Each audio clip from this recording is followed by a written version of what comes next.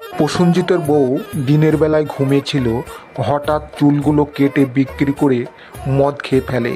মহামান্য আদালতের কাছে আমার নিবেদন, এর জন্য শাস্তি প্রদান করা হোক।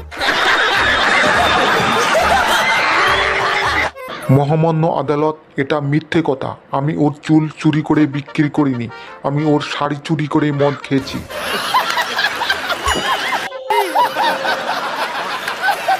কোনো সাক্ষী প্রমাণ না থাকার জন্য প্রসেনজিৎকে ন্যাংটা হয়ে নাচার জন্য উপদেশ দিচ্ছে।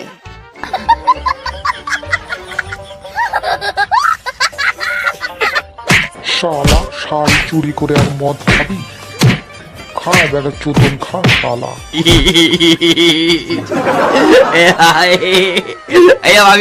কে মেরেছে তোকে বল? আমার বউর শাড়ি বিক্রি করে মদ খেয়েছি বলে পুলিশে মেরে আমার অ্যারের বিচি ফাটিয়ে দিয়েছে। ভিডিওটি ভালো লাগলে অবশ্যই লাইক করবে এবং চ্যানেলটি সাবস্ক্রাইব করে রাখবে।